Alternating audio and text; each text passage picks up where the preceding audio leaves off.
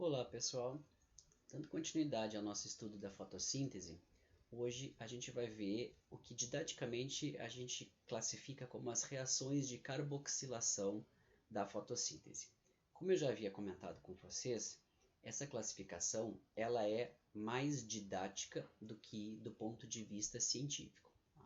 Porque esses processos, tanto da fotossíntese 1, que são as reações luminosas, a captura da luz e a transformação da luz em energia na forma de ATP e de poder redutor na forma de NADPH, elas acontecem ao mesmo tempo em que acontecem as reações de assimilação do carbono, que é o chamado ciclo de Calvin-Benson. Tá? Então, isso tudo está operando ao mesmo tempo.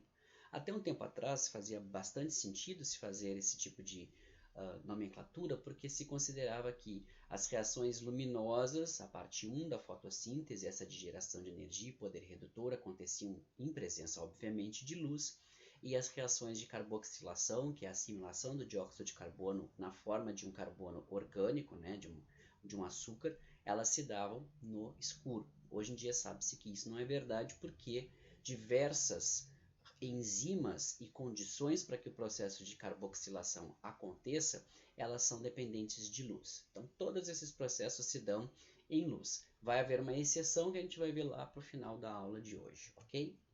Então, basicamente, toda a vida na Terra vai depender desse processo, como nós já tínhamos discutido na aula passada. Tá? Quem vai fazer a assimilação de um carbono inorgânico numa forma orgânica são esses organismos produtores, né, que são os chamados organismos autotróficos. Dentro dos organismos autotróficos nós temos as plantas. Tá? Esses organismos autotróficos vão utilizar, especialmente as plantas, vão utilizar como forma de incorporação do dióxido de carbono atmosférico o chamado ciclo de Calvin-Benson, tá? Que é aquele ciclo da Rubisco, que todos, né, já ouviram falar, nem que seja lá no ensino médio. Essa rota ela vai estar presente em muitos grupos de organismos, mesmo organismos que não têm um parentesco evolutivo. Tá? Essa rota também é chamada de ciclo redutor das pentoses, ou ciclo de redução do carbono fotossintético, porque ele consegue pegar o dióxido de carbono, né, que está lá na forma mais oxidada possível, que é mais 4, e transformar isso em valores menos oxidados. Então ele reduz o carbono que está extremamente oxidado na forma do dióxido de carbono atmosférico. Tá? Então, essa rota ocorre em 3 fases distintas, né? 13 etapas e compreendidas em 3 fases. Tá? A primeira fase é a fase de carboxilação, que tem uma reação. A segunda fase é a fase de redução, que compreende 2 reações. E a chamada fase de regeneração, que compreende 10 reações. Ao todo, então, são 13 etapas e vão se ocorrer essas etapas a partir de enzimas que estão dispostas no estroma. Então vamos lembrar que a fase luminosa, a primeira fase da fotossíntese, ela ocorre lá nos tilacoides, aquelas membranas, né, aquele sistema de membranas interno do cloroplasto, onde estão dispostos os fotossistemas que vão fazer a captura da luz, e também estão dispostos aqueles elementos da cadeia de transporte que são móveis dentro das membranas do tilacoide e que fazem, né, esse meio de campo de levar os elétrons de um fotossistema para o outro. Isso acontece lá nos tilacoides. Ao passo que a fase de carboxilação vai acontecer no estroma, que é a porção líquida interna do cloroplasto. Tá? Assim como a célula por dentro tem uma parte líquida, uma solução, que é onde vão ocorrer as reações todas da célula, que é o chamado citoplasma, o núcleo também tem uma porção líquida lá dentro e também tem uma porção líquida ao cloroplasto, que é o chamado estroma, do mesmo jeito que a mitocôndria também tem uma porção líquida dentro, que é chamada de matriz mitocondrial. É importante que tenha, é fundamental que existam essas porções líquidas, porque é dentro delas vão ser operadas as reações enzimáticas, tá? Simplificando a questão do ciclo de Calvin-Benson, tá? Nós vamos ter aqui, ó, aqui representando, gente, para iniciar, a gente vai ter 3 moléculas de dióxido de carbono entrando aqui no ciclo. Por que vai se colocar esse número de 3 moléculas para iniciar o ciclo? Porque para cada 3 moléculas eu vou completar um ciclo. Tá? O que isso quer dizer? Cada 3 moléculas de dióxido de carbono que entram, elas permitem a assimilação de um pouco de açúcar e elas permitem a regeneração da molécula aceptora completamente. Tá? Então são necessários 3 moléculas de carbono para fazer com que isso tudo aconteça. E como é que isso se dá? Entra o dióxido de carbono e ele é fixado a partir da ação de uma enzima que é chamada de rubisco. A rubisco é um apelido para ribulose 1,5-bisfosfato carboxilase oxidase. Por que esse nome tão complicado? Porque ela vai usar como substrato ribulose 1,5-bisfosfato. É um açúcar com 5 átomos de carbono, que tem 2 fosfatos no carbono 1 e no carbono 5. Pronto.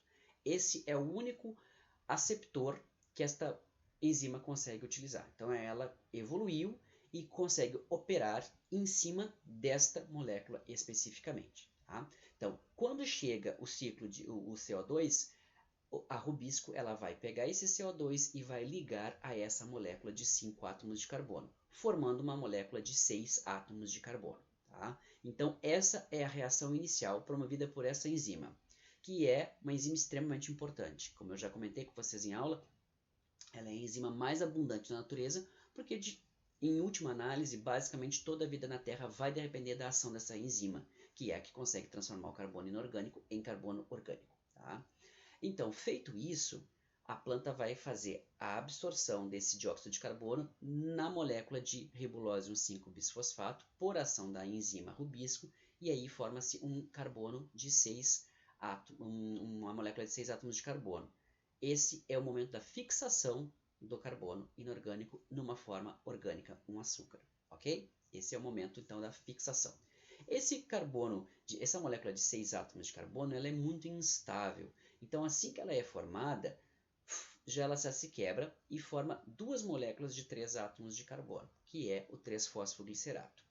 Depois ocorre a fase da redução em 2 reações, onde o 3-fosfoglicerato é reduzido com a inserção de fosfato de um ATP. E de onde vem esse ATP? Lá da fase luminosa. Vamos pensar o seguinte, nós temos agora 6 moléculas de 3-fosfoglicerato, porque aqui, ó, 3 dióxidos de carbono entraram e foram ligados a 3 moléculas de 5 átomos de carbono, ribulose 1,5-bisfosfato. Então eu formei 3 dessas moléculas. Só que assim que essa molécula se forma, ela é quebrada em 2 moléculas de 3-fosfoglicerato. Aí o que vai acontecer? Essa molécula de 3-fosfoglicerato, então eu vou ter 6 dessas moléculas de 3-fosfoglicerato.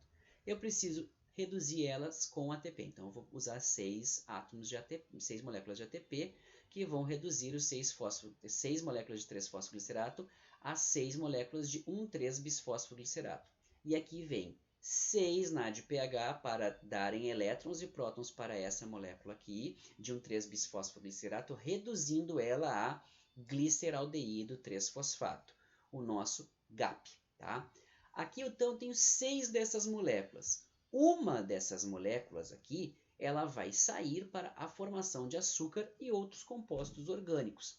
As outras 5 serão utilizadas nas 10 etapas seguintes de regeneração do aceptor inicial, a ribulose 1,5-bisfosfato. Por que isso precisa acontecer? Porque como a enzima rubisco só opera em cima deste elemento, só opera em cima dessa molécula, se ela for esgotada, e eu sempre pegar ela, para a quantidade que ela tem dentro da célula, e eu usar ela para fixar o carbono, transformar ela em moléculas completamente diferentes, vai chegar um momento em que ela vai começar a faltar. E aí a rubisco vai deixar de operar, porque a rubisco só opera em cima desta molécula. Então, por isso que ela sempre tem que ser regenerada. Então, em 10 etapas diferentes, em mais um momento aqui ocorre o gasto de ATP, essa molécula ela vai ser regenerada para formar e manter o ciclo sempre ativo. Tá?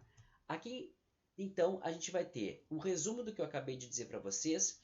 É necessário saber os nomes das enzimas? Não é necessário saber os nomes das enzimas. É necessário saber os nomes dos intermediários? Também não é necessário. O que é necessário saber?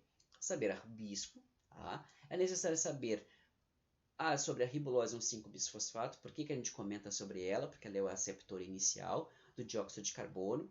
E é depois interessante a gente entender que essa molécula vai formar um intermediário instável e vai se partir em trioses, que são açúcares de 3 açúcares. de 3 carbonos. E aí o ciclo vai se dar em cima desses açúcares de 3 carbonos. E a assimilação líquida deste ciclo de Calvin vai ser um carbono de 3 átomos, vai ser uma molécula de 3 átomos de carbono, ok? O que eu preciso saber também? A gasto de ATP e a gasto de NADPH. Este gasto de ATP e de NADPH é que vai ser abastecido pelas reações luminosas lá da cadeia de transporte de elétrons, onde estão as clorofilas, tá bom? Mais detalhes aqui. Primeiro passo, só para elucidar para vocês essa questão, a gente vai utilizar 3 átomos de carbono. Por que eu uso 3 aqui? Porque é só com 3 que eu consigo completar o ciclo, tendo assimilação líquida de carbono e regeneração da ribulose 1,5-bisfosfato. Ocorre a entrada do dióxido de carbono aqui e ocorre a entrada de água ao mesmo tempo. Por quê? Essa reação da Rubisco, gente, ela é feita em 2 etapas. A primeira etapa pega o CO2 e liga na ribulose 1,5-bisfosfato. A segunda etapa pega a água e insere nessa molécula de 6 átomos de carbono formada e quebra ela em 2 moléculas de 3-fosfoglicerato. Então, hidrolisa essa molécula. Então, a Rubisco faz 2 ações. A carboxilação, ali naquele momento, que ela coloca o dióxido de carbono na ribulose 1,5-bisfosfato, e ao mesmo tempo já insere uma molécula de água ali para quebrar esse intermediário imediatamente e ter como resultado a formação do 3-fosfoglicerato.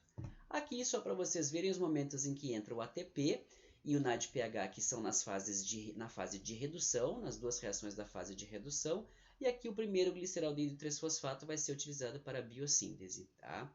Energia e biossíntese. Os outros, gente, estão elucidados aqui, ó, onde eu vou usar cada um deles, tá? Os outros 5, até a regeneração da ribulose 1,5-bisfosfato, tá? Aqui mais um gasto de ATP quando eu tenho ribulose 5-fosfato sendo transformada em ribulose 1,5-bisfosfato. Eu vou gastar mais um ATP aqui. Então, quais que são os pontos de gasto de ATP do meu ciclo? Aqui nas fases de redução, tá? Aqui eu tenho gasto de NADPH, gasto de poder redutor, e aqui eu tenho mais um gasto de ATP lá no final do ciclo, na fase de regeneração, ok? Esse monte de molécula aqui no meio. Isso aqui é para mostrar para vocês o seguinte: o ciclo de Calvin não serve apenas para gerar energia na forma de conservar energia, né, na forma de trioses fosfato. Ele também vai gerar uma série de intermediários aqui que vão abastecer outros ciclos da planta. Daqui do meio, eu não vou entrar em detalhes, mas daqui do meio de algumas dessas moléculas, algumas delas vão participar, por exemplo, da síntese de ácidos nucleicos, outras vão participar da síntese de pigmentos, outras vão participar da síntese de açúcares, outras vão participar da síntese de pigmentos, já falei? Já falei. Da síntese de... Agora me faltou, depois eu vou lembrar. Então essas moléculas vão participar de várias outras rotas da síntese de hormônios. De várias outras rotas dentro do metabolismo da planta. Então, por isso que esse ciclo é muito importante. Não apenas pela geração de energia, que já seria motivo suficiente, mas porque os intermediários que trabalham na fase de regeneração também vão servir para outras rotas importantes da planta. Uma coisa importante para comentar com vocês é que muitas vezes quando vocês vão fazer uma análise de fotossíntese, vocês observam que, bueno, os primeiros produtos da fotossíntese são trioses, fosfato, né? O gliceraldeído 3-fosfato que aparece ali. Só que quando vocês vão, por exemplo, depois de uma noite, depois de um período de escuro, avaliar, inicia um feixe de luz em cima da planta, ou amanhece e a planta começa a ser exposta à luz, espera-se que haja já logo de cara a fotossíntese seja ativada e comece a se observar a acumulação desses açúcares da fotossíntese, mas isso não acontece. Demora um certo tempo, existe um gap, né, um delay, né, entre o início da iluminação e o diagnóstico da presença desses açúcares provenientes da fotossíntese. Isso acontece porque vai ocorrer o que a gente chama de fase de indução. Durante a noite, no escuro, a fotossíntese não está operando, muitos dos metabólitos intermediários dessa rota do ciclo de Calvin-Benson, eles vão ser consumidos em outras rotas, tá? Vão ser consumidos para a produção de hormônios, vão ser consumidos para a produção de pigmentos e outros elementos, como eu acabei de citar para vocês. Isso promove uma redução da quantidade desses elementos. Então, quando a fotossíntese vai iniciar, né? É como se houvesse nesse momento uma espécie de, como nem eu dei o exemplo para vocês, que vocês vão começar a cozinhar, né? Vocês já não vão direto para as panelas fazer a cozinhar. Vocês vão primeiro organizar os temperos, vocês vão organizar todos os elementos que vocês vão utilizar para fazer aquela refeição de vocês. A mesma coisa vai acontecer aqui. Ela organiza a mesa primeiro, colocando todos os intermediários numa quantidade suficiente para que a rota possa iniciar de forma efetiva, sem ter que parar ou sem ter que ter uma velocidade muito baixa. E à medida em que esses intermediários todos estão presentes em quantidade suficiente, a rota começa a operar no sentido de fazer o quê? A assimilação de carbono. Aí eu começo a diagnosticar a presença das trioses fosfato, que são o primeiro produto do ciclo de Calvin-Benson. Tá? Importante deixar claro que quando a célula atinge o equilíbrio no processo fotossintético, 5/6 das trioses fosfato formadas durante o ciclo de Calvin-Benson serão encaminhados para a regeneração. Apenas 1/6 será utilizado para a assimilação, tá? Ou seja, formação de sacarose ou formação de amido, dependendo do estado que a planta se encontra. Tá? Se a planta está muito bem de açúcar e a planta está fazendo uma fotossíntese muito forte e está produzindo muito açúcar, a planta pode se dar ao luxo de fazer reserva na forma de amido. Se a fotossíntese está, está baixa, por questões de luminosidade, de temperatura e tal, a planta vai utilizar esses açúcares na forma de sacarose para fazer o transporte para as regiões de consumo de açúcar da planta, que vão ser as raízes, por exemplo, que não fazem fotossíntese, os frutos, os grãos, folhas muito jovens que ainda não estão fazendo fotossíntese, todos esses são chamados de órgãos dreno. Eles vão drenar açúcar para poder consumir o açúcar que é gerado nas folhas adultas. Tá? Então, apenas 1/6 vai ser realmente utilizado para assimilação. E esse 1/6 ele tem que ser utilizado para manter o metabolismo da planta e ainda para permitir o crescimento, formar celulose, lignina, que consomem quantidades enormes de açúcar, né, porque são polímeros de açúcar. Então vocês pensem bem, a quantidade de carbono que é fixado, apenas 1/6 é utilizado para ganho líquido da fotossíntese. O resto é utilizado para manter a rota funcionando, tá? Uma coisa interessante é que, como muitas das enzimas que executam as reações que são reversíveis dentro desse ciclo, porque vocês vão ver ali no ciclo ó, que algumas enzimas têm ó, a setinha para um lado e a setinha para o outro. Isso indica que a reação é reversível. Aqui não é, por exemplo, ó, mas aqui é, aqui é, aqui é, aqui não é, mas aqui é. E mesmo as enzimas elas vão participar da rota da glicólise, que é a quebra do açúcar, glicose, em trioses fosfato para ele ser utilizado e liberar energia para que possa se fazer trabalho dentro da célula. Tá? Então, nesse caso, durante a fase que está iluminada, é importante que a síntese esteja voltada, que a função dessas enzimas esteja voltada no sentido de síntese de produtos e não de quebra de produtos, tá? Porque às vezes são as mesmas enzimas que vão operar. Vocês vão ver depois que na rota glicolítica é basicamente o reverso da rota de síntese pelo ciclo de Calvin-Benson, tá? Aí eu comentei com vocês durante a aula que a enzima rubisco ela é regulada especialmente pela luz. E aqui vou passar por alto, basicamente só mais ou menos dar uma ideia para vocês do porquê que a luz é importante nesse caso e por que a gente não chama mais de fase escura, porque a enzima principal do processo, que é a rubisco, ela só funciona na presença de luz. E por que eu digo isso? Porque ela vai depender do pH que eu tenho dentro do meu estroma, do meu cloroplasto, e ela vai depender também da concentração de magnésio. Tá? E como é que isso vai acontecer? Quando a rota fotossintética está ativa, tem luz, os fotossistemas estão operando, nós vimos que ocorre um processo de bombeamento de prótons do estroma para dentro do tilacoide. Prótons vão dar o pH, vão regular o pH do meu meio. Né? Então, se eu tenho muitos prótons presentes no meu meio vai estar mais ácido. Se eu tenho menos prótons, o meu meio vai estar mais básico. Tá? À medida que eu envio prótons para dentro do lúmen do tilacoide, o meu estroma fica com menos prótons do que tinha antes. Isso faz com que o meu pH suba. Então, meu pH que estava dentro do meu estroma em torno de 7, ele vai passar a ficar mais ácido e vai passar a aumentar a umunidade. Ele vai chegar até 8. pH 8, a enzima rubisco ela é mais ativa do que no pH 7. Então, quando ocorre essa iluminação, que leva em última análise, a essa modificação do pH, esse aumento do pH, a enzima rubisco se torna mais ativa. Uma outra condição para a enzima rubisco funcionar também é o aumento da concentração de magnésio no estroma. E como é que isso acontece? Novamente em presença de luz. Porque lá nos sítios de conservação de energia, da cadeia de transporte de elétrons, que vocês viram lá na aula passada, que são aqueles momentos em que ocorre o bombeamento de prótons para dentro do lúmen do tilacoide, ocorre ao mesmo tempo, isso permite, quando o próton é bombeado para dentro do lúmen com a sua carga positiva, isso permite com que haja a saída de um íon de magnésio com carga positiva para o lado de fora do tilacoide, ou seja, para o estroma. Então, quando está ocorrendo esse bombeamento de prótons com a cadeia de transporte de elétrons ativa por causa da luz lá para dentro do lúmen do tilacoide, o tilacoide também está exportando ao mesmo tempo magnésio para fora, ou seja, para o estroma.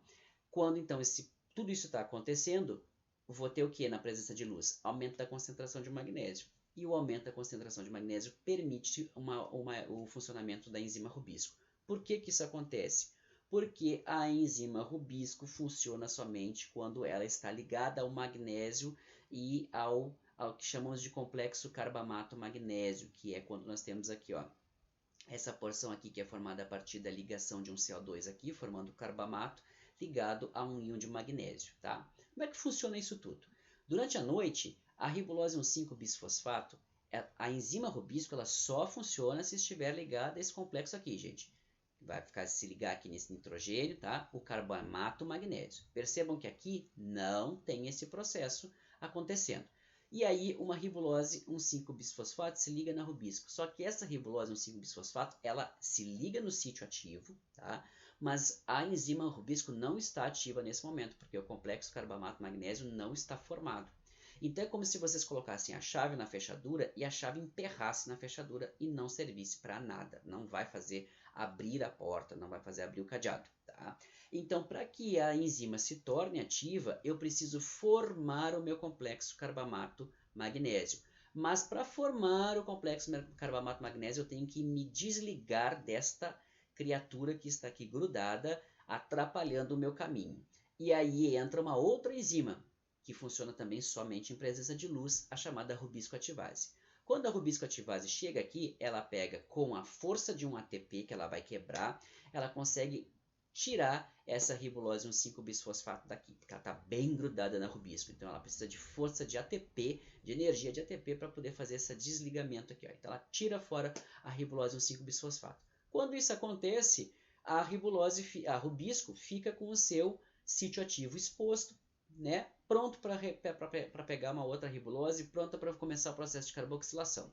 Só que, antes disso, tem que acontecer o quê? Com o aumento do magnésio lá no estroma, concentrações elevadas de magnésio no estroma, esse magnésio vai se ligar a um dióxido de carbono e os dois juntos vão se grudar aqui, ó, nesse nitrogênio que está aqui, numa das terminações da enzima rubisco, e formar o complexo carbamato-magnésio. Formado isso aqui, o sítio ativo está pronto, conformado com perfeição para segurar um dióxido de carbono e uma ribulose 1,5-bisfosfato e começar a juntar esses dois elementos e formar açúcar para a planta, tá? Então, como eu falei para vocês, ciclo de Calvin-Benson ele vai ser, em última análise, todo regulado pela luz. Por isso que ele não é chamado mais de fase escura. Esse detalhe aqui de como que a ferredoxina e a tioredoxina fazem a regulação, né, da enzima rubiscoativase é mais detalhe, tem a participação do fotossistema 1 ali, mas é uma coisa muito detalhada que eu não vou passar para vocês. Caso tenham interesse, podem procurar que eu explique o sistema da ferredoxina e tioredoxina, que é um sistema que regula um monte de enzimas dentro da planta. Tá? Aí que vem uma questão importante. A rubisco como oxigenase. Tá? Eu falei para vocês, o nome dela é ribulose 1,5-bisfosfato carboxilase oxigenase. O que quer dizer isso? Quando ela faz o processo de quando ela age como carboxilase, ela está fazendo carboxilação. Está pegando um dióxido de carbono e ligando na molécula de ribulose 1,5-bisfosfato. Agora, quando ela age como uma oxigenase, ela está fazendo uma oxigenação. Ela vai pegar um oxigênio atmosférico e vai ligar esse oxigênio na ribulose 1,5-bisfosfato.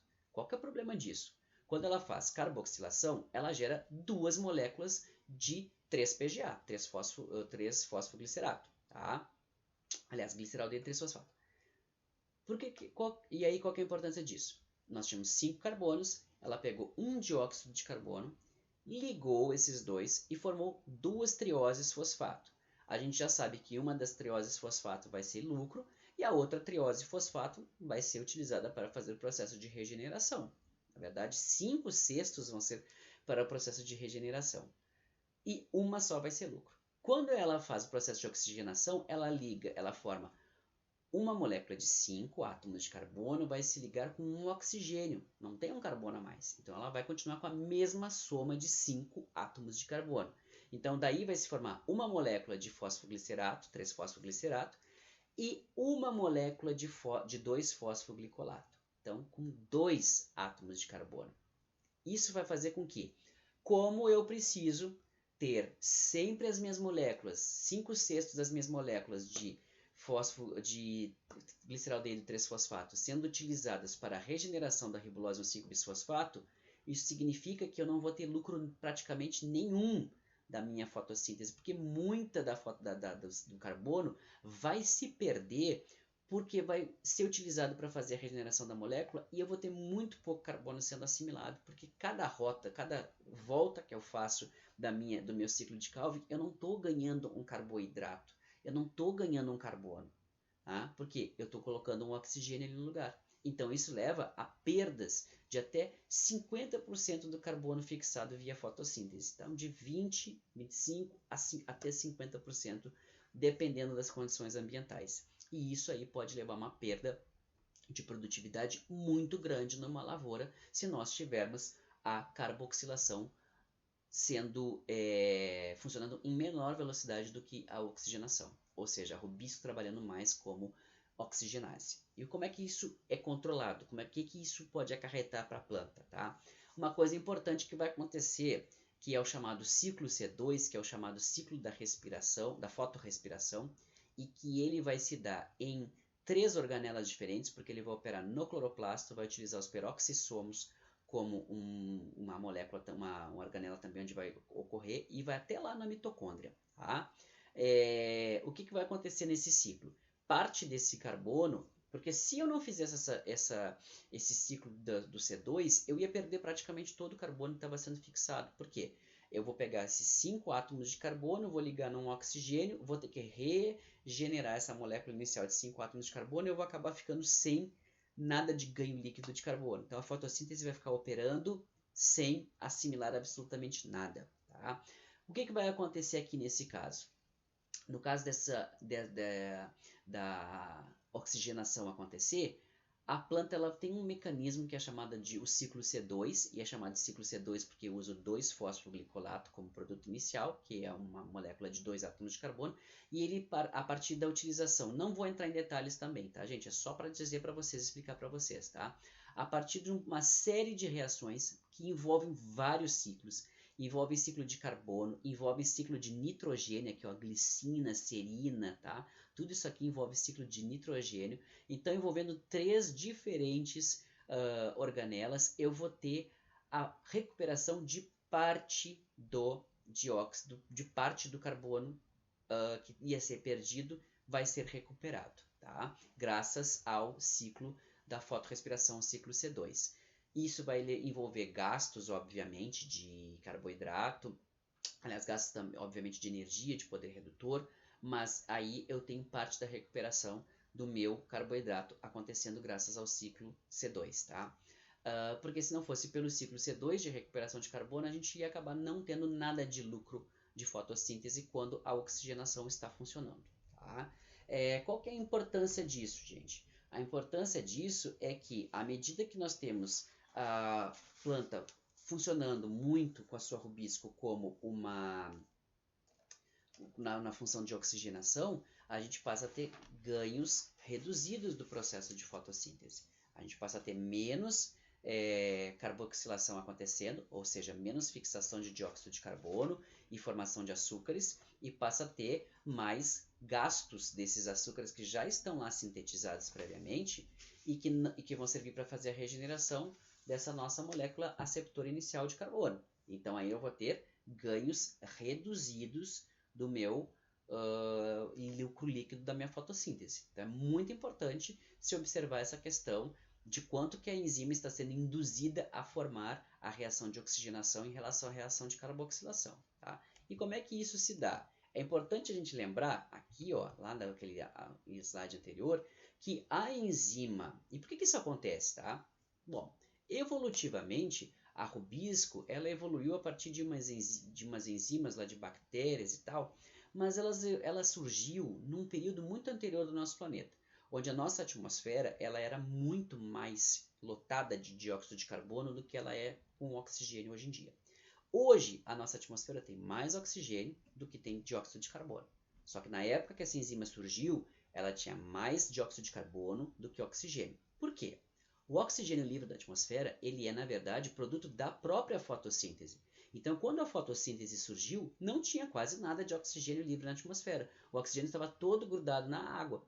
Tá? O oxigênio passou a ir para a atmosfera e dominar a atmosfera como ocorre hoje em dia por conta justamente da fotossíntese. Então a fotossíntese, como dizer assim, a fotossíntese cavou a própria sepultura, vamos dizer de uma forma assim meio irônica. Então, o produto oxigênio, que é um subproduto da fotossíntese, acumulou na atmosfera por conta da própria fotossíntese, e isso levou à descoberta, entre aspas, de que a Rubisco tinha também a capacidade de agarrar o oxigênio e fixar o oxigênio na ribulose 1,5-bisfosfato, não só o dióxido de carbono. Isso acontece por quê? O CO2 e o oxigênio atmosférico eles têm uma conformação tridimensional meio parecida. Então, os dois cabem na fechadura da ribulose 1,5 da Rubisco. Tá? Então, é como se duas chaves diferentes abrissem a mesma fechadura. Então, esse é o problema. Quando a enzima surgiu, que a atmosfera era lotada de dióxido de carbono, isso nunca foi problema, porque não tinha oxigênio na atmosfera. A partir do momento que começou a ter oxigênio em grande quantidade na atmosfera, começou a ser um problema, porque aí a enzima começou a funcionar na função de oxigenase. E aí começou a ter essa competição e perda de líquida de assimilação de carbono por conta disso. Nesse sentido, gente, a carboxilação, por sorte, ela é 3 vezes mais rápida que o processo de oxigenação. Só que eu tenho muito mais oxigênio na atmosfera do que dióxido de carbono. Tá? Isso faz com que o processo de fotorrespiração ele acabe sendo inevitável. E aí a gente vai ter essas perdas na produção nas plantas que fazem o processo de carboxilação. Porque agora mais para frente a gente vai ver que nem todas as plantas fazem isso. Tá? Aí a fotorrespiração para fazer a recuperação de parte do carbono que seria perdido. Tá? E aí tem uma questão importante. A Rubisco, ela funciona como oxigenase dependendo muito da condição. Ela vai sempre ter algum nível de oxigenação, tá? Sempre vai estar acontecendo porque a gente tem mais oxigênio na atmosfera do que tem dióxido de carbono. Só que algumas coisas podem aumentar esse processo, e uma delas é a temperatura. A temperatura aumentando, a Rubisco responde e começa a atuar mais como oxigenase. Isso vai acontecer porque com o aumento da temperatura, o dióxido de carbono se torna menos solúvel e o oxigênio se torna mais solúvel na solução de dentro do cloroplasto. E aí, mais oxigênio chega até a Rubisco e ela trabalha mais como oxigenase. Outra coisa que acontece também, a afinidade da Rubisco ela também é alterada pelos substratos com o aumento da temperatura. A Rubisco ela vai se tornar ela vai aumentar a tendência dela de funcionar como oxigenase nas altas temperaturas do que quando ela está em temperaturas mais baixas. Ou seja, eu vou ter uma alteração da razão carboxilação-oxigenação.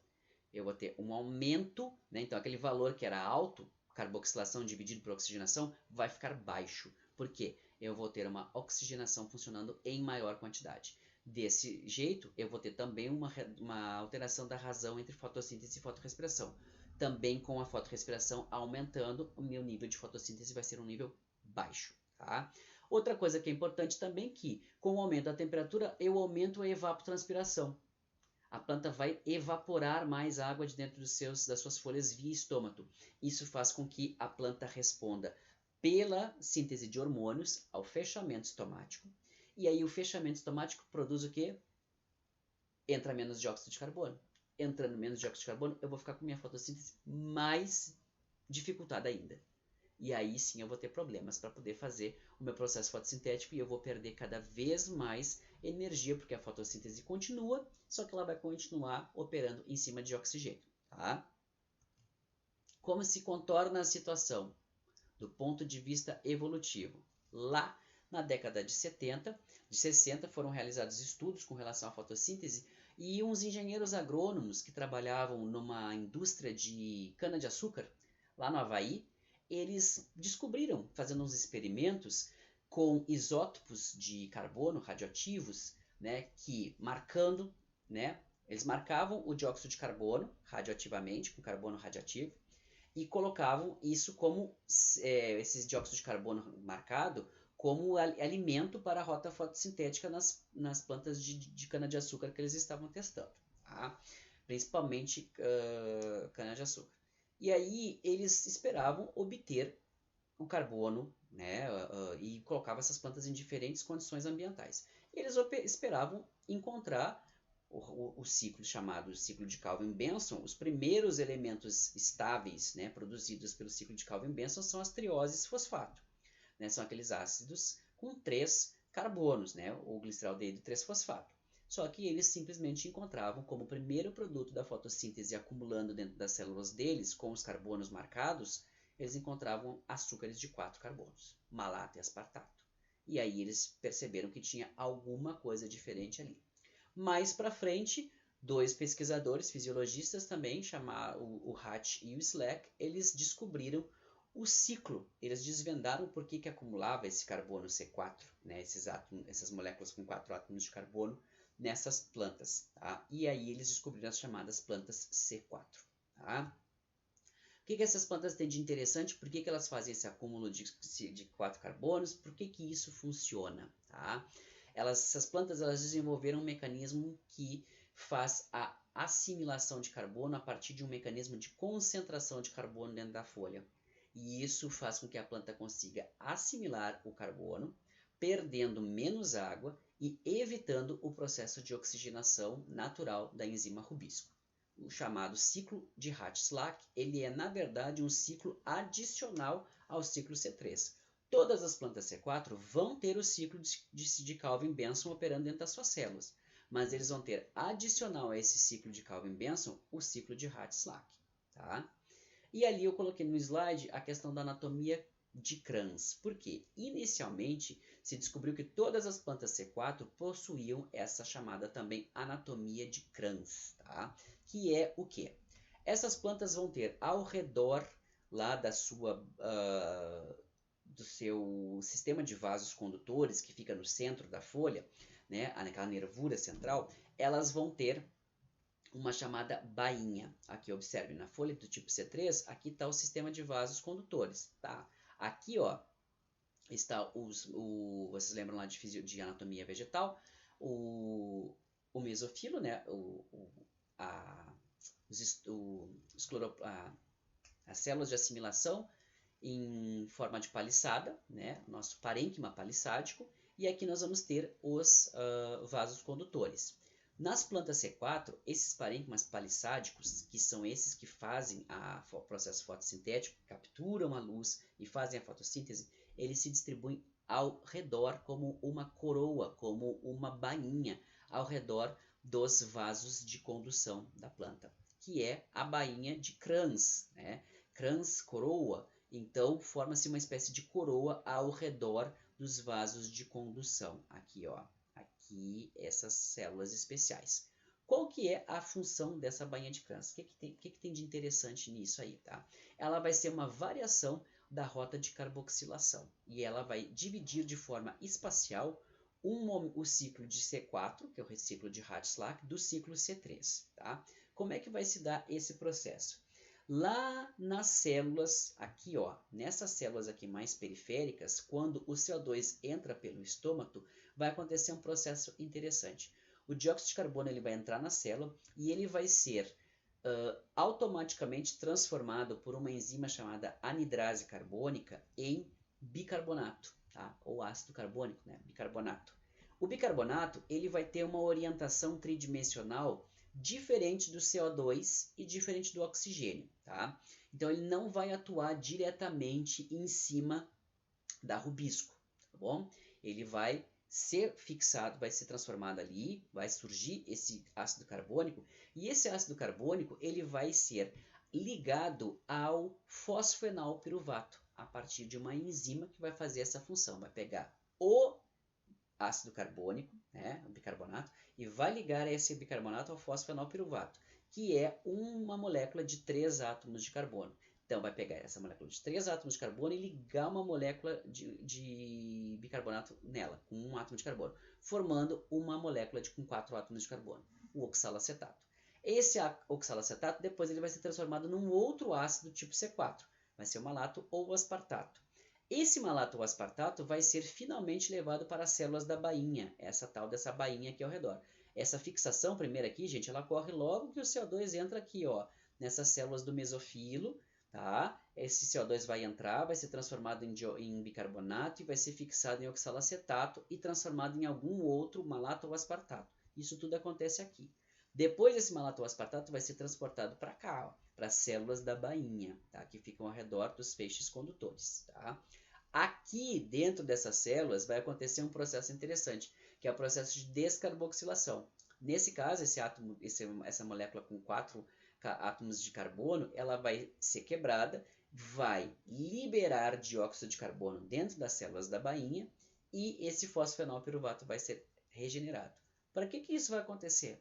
Porque o dióxido de carbono vai ser liberado dentro dessas células da bainha, sendo concentrado dentro dessas células. E quem é que vai estar lá dentro dessas células da bainha, especificamente esperando para receber esse dióxido de carbono? A rubisco. O ciclo C3 vai se dar dentro das células da bainha. Então, lá dentro das células da bainha, chegam esses ácidos C4 todo o tempo, e eles vão ser descarboxilados o tempo inteiro, e aí eu superconcentro o dióxido de carbono, proveniente dessa descarboxilação, dentro das células da bainha. E aí o que eu faço? Quando eu tenho uma atmosfera, né, na verdade uma atmosfera não, um conteúdo celular saturado de dióxido de carbono em relação ao que eu tenho de oxigênio ali dentro da minha célula da bainha, eu praticamente elimino o efeito de oxigenação. Por quê? Como eu tenho tanto dióxido de carbono ali dentro, à medida que o sítio ativo da enzima rubisco fica vago, eu tenho pouco oxigênio em relação ao que eu tenho de dióxido de carbono. Então, geralmente, a minha enzima vai pegar quem? Dióxido de carbono. E aí ela faz carboxilação, carboxilação, carboxilação. Lá pelas tantas, ela vai fazer uma ou outra vez o processo de oxigenação. Mas ele vai acontecer tão pouco que ele vai virtualmente eliminar a função da enzima rubisco como oxigenase, fazendo com que ela opere exclusivamente como carboxilase. Ok?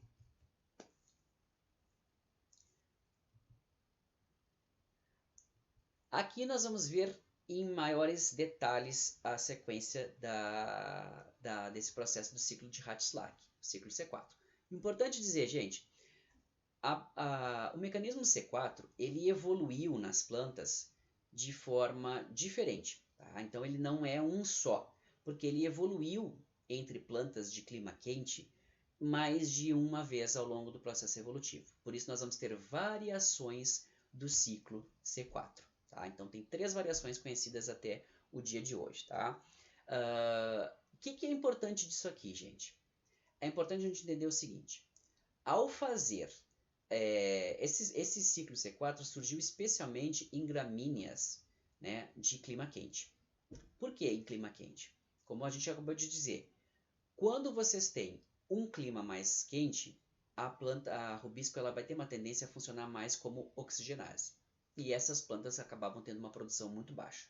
Lá pelas tantas do processo evolutivo, surge esse ciclo que faz com que essas plantas consigam funcionar muito bem, reduzindo a função da rubisco como oxigenase, e aí vocês vão ter uma planta que vai ter maior produtividade nessa condução de calor. Como essa planta faz um processo de concentração de dióxido de carbono aqui muito grande, uma outra coisa importante vai acontecer. Esta planta consegue evitar a perda de água. Por quê, minha gente? entra o dióxido de carbono aqui, ele já é logo em seguida transformado em ácido, em bicarbonato, e aí vai formar esses ácidos com 4 carbonos e tal, e lá nas células da bainha, no cloroplasto das células da bainha, vai ocorrer a descarboxilação desse elemento e a superconcentração de CO2 aqui dentro. E esse CO2 vai estar todo ao redor aqui do ciclo de Calvin. E aí o que isso vai acontecer? Estando ali junto do ciclo de Calvin, vai promover uma hiperacumulação desse CO2 junto da rubisco, fazendo com que a rubisco funcione só como carboxilase. Isso faz com que essas plantas consigam deixar os estômatos quando está muito quente e tem pouca água. A planta consegue fechar quase todo o estômato, deixando só uma frestinha do estômato aberto, suficiente para que entre alguma quantidade de CO2, porque praticamente todo o CO2 vai ser carboxilado. Todo esse CO2 que está entrando, ele vai ser utilizado por essa planta, porque a fotorrespiração está praticamente nula pelo mecanismo de concentração de CO2. Quando nós temos a mesma questão com as plantas C3, o que vai acontecer, gente? As plantas C3 são gastadeiras de água. Então, essas plantas C3, elas vão abrir o estômato e permitir com que o CO2 entre, porque ele precisa entrar em grande quantidade, porque muito desse CO2 é perdido pela fotorrespiração, à medida que a temperatura vai aumentando. E aí vai ser o problema da planta C3. Por quê? Ela vai precisar deixar o estômago bem aberto para capturar o máximo de CO2 possível, porque parte desse CO2 não é fixado. E aí, para compensar o que se perde na fotorrespiração, e aí quando ela deixa o estômago aberto e está muito quente, ela transpira muito, e ela vai perdendo muita água. E vai ter um momento em que a planta vai se ver num dilema. Ou eu deixo meu estômago aberto, e aí eu perco muita água, e eu vou ficar com sede, e vai murchar, e vai ter déficit hídrico nessa planta. Ou eu vou ter que parar com a fotossíntese porque não estou dando conta de absorver mais a água, está muito quente. E aí o que a planta acaba escolhendo? Fechar o estômago e aí ela não faz fotossíntese. Tá? Ela não vai fazer fotossíntese nesse momento. Então a planta C3 ela acaba fechando o estômago. Ao passo que a planta C4, como precisa de muito pouco CO2 entrando, porque todo o CO2 é fixado pelo ciclo C4, ela mantém o estômago minimamente aberto, perdendo um pouquinho de água, mas ela captura dióxido de carbono em quantidade suficiente para poder fazer o seu ciclo e manter ele funcionando mesmo com o estômago praticamente fechado.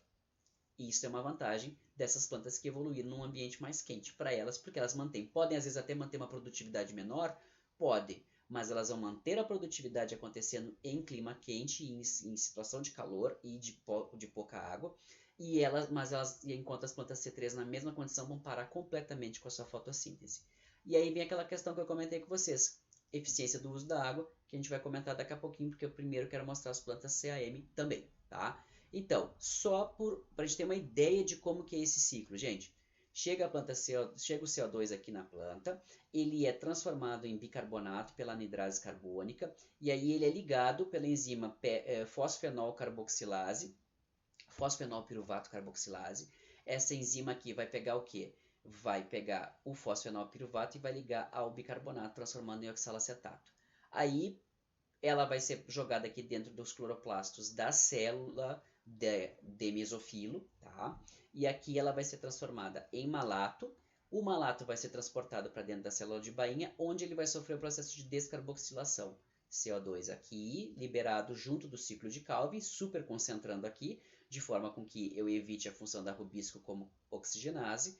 O piruvato volta para a célula e aqui dentro do cloroplasto do piruvato, da célula do mesofilo, o piruvato é regenerado a fosfenolpiruvato, estando disponível novamente para reiniciar o ciclo. Tá?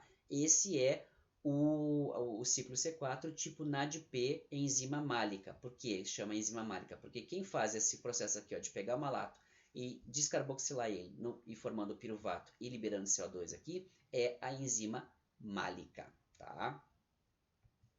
O outro ciclo modificado, tá? Ele é mais complexo, ele envolve, né? Ele é tipo NAD enzima málica, ele vai envolver alguns elementos do ciclo do nitrogênio aqui nessa história. Então, só para vocês verem aqui, gente. O CO2 chega, também é transformado em bicarbonato. Novamente, eu tenho aqui ó, a pepicase pegando esse bicarbonato e ligando ao fosfenolpiruvato, transformando em oxalacetato. Aí aqui eu tenho a aspartato aminotransferase, formando aspartato. Aqui então o aspartato é jogado para dentro da mitocôndria da célula da bainha.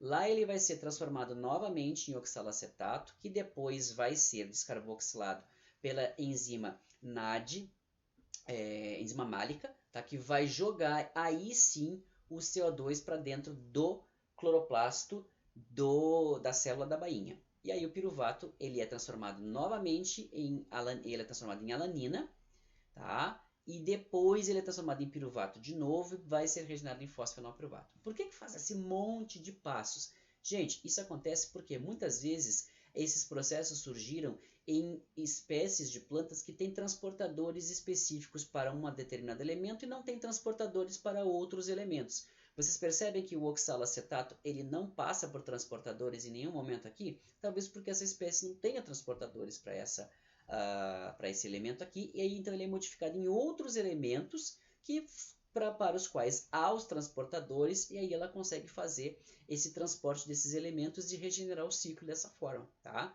Então por isso que ele se torna tão complexo, não é que a planta seja burra ou tal, não, é porque os transportadores estão associados a essa espécie não dariam conta de transportar da forma simplificada do primeiro ciclo, tá?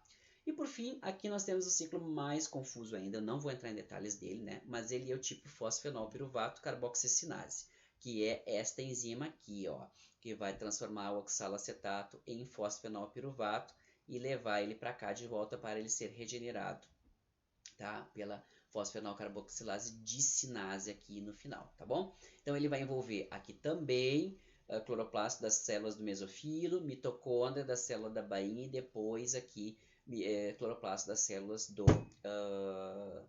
da bainha, tá? Não vou entrar em detalhes aqui, esse ciclo é bem mais complexo, existe gasto ATP, um monte de coisa aqui, mas é só para vocês verem que existem diferenças desse ciclo, que provavelmente são provenientes do fato desse ciclo ter aparecido de forma independente ao longo do processo evolutivo das plantas, em mais de um momento. Questão interessante sobre isso. Descobriu-se, lá no início dos anos 2000, tá? Com uma planta que antigamente chamava Borxovia aralocaspia, que é uma planta da família da beterraba, que é a família Chenopodiaceae. Se descobriu que essa Borxovia aralocaspia, por acaso, ela tinha o ciclo C4, mas não tinha anatomia de Kranz. Então, que loucura! Como é que era feito esse processo? Porque a ideia do ciclo de Kranz, da bainha de Kranz, para o ciclo C4 é separar espacialmente, ou seja, de um lado o ciclo C3 acontecendo, do outro lado acontecendo a fixação do carbono pelo ciclo C4. Então a ideia é concentrar o carbono lá num lugar específico para que a rubisco não haja como oxigenase, tá? Então se não tem a bainha de Kranz, como é que isso acontece? Esses pesquisadores descobriram por técnicas de imunohistoquímica que havia uma forma que as enzimas ligadas a esse ciclo, a pepicase lá no início e a rubisco lá no final, no ciclo C3, elas estavam dentro da mesma célula, mas separadas em polos diferentes.